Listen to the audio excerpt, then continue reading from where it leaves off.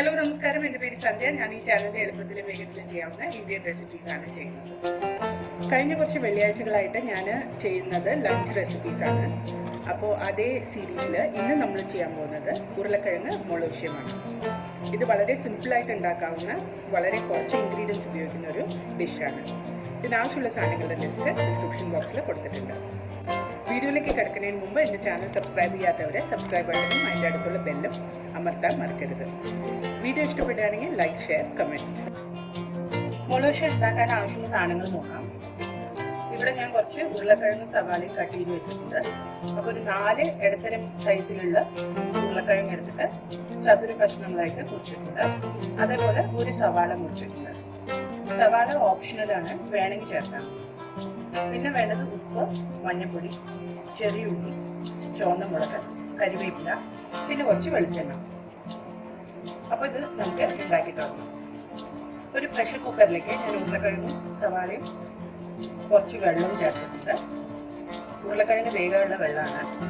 ഇതിലേക്ക് 1/2 ടീസ്പൂൺ മഞ്ഞൾപ്പൊടി ചേർക്കാം.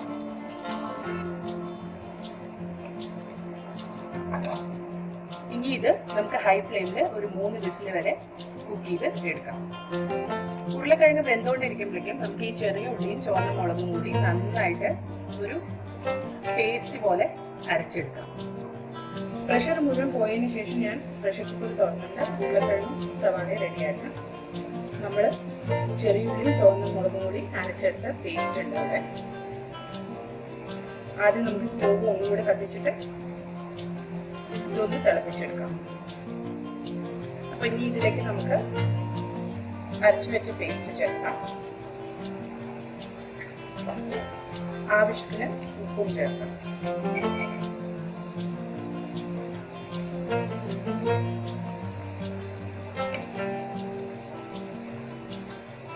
നന്നായിട്ടൊന്ന് മിക്സ് ചെയ്ത് കൊടുക്കുക.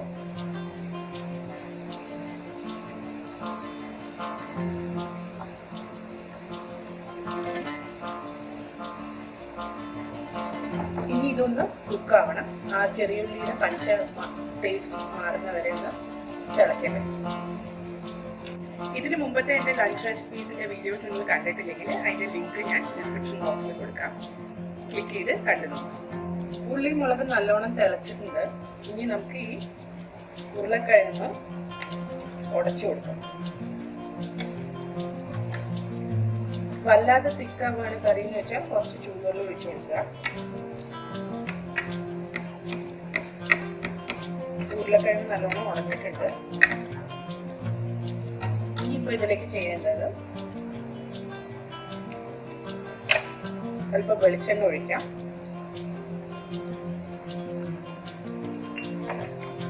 ഒന്ന് മിക്സ് ചെയ്യുക. കരിവേപ്പില ചേർക്കുക.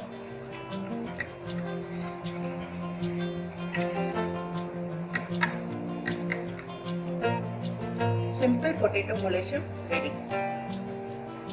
അപ്പോൾ മൊളോഷ്യം റെഡി ആയിട്ടുണ്ട്. ഇത് വളരെ സിമ്പിൾ അല്ലേ, ആകെ ഒരു 2-3 സ്റ്റെപ്സേ ഉള്ളൂ. പെട്ടെന്ന് തന്നെ ഉണ്ടാക്കാം. ഇതിനാവശ്യമുള്ള സാധനങ്ങളൊക്കെ നമ്മുടെ കയ്യിൽ എന്തായാലും വീട്ടിലുണ്ടാവും. ഇന്നത്തെ റെസിപ്പി നിങ്ങൾക്ക് ഇഷ്ടപ്പെട്ടു എന്ന് വിചാരിക്കുന്നു. ഇഷ്ടപ്പെട്ടെങ്കിൽ ലൈക്കും ഷെയറും കമൻറ്റും ചെയ്യാൻ മറക്കരുത്. അടുത്ത പ്രാവശ്യം ഒരു പുതിയ റെസിപ്പിയുമായി വരുന്നവരെ ബൈ.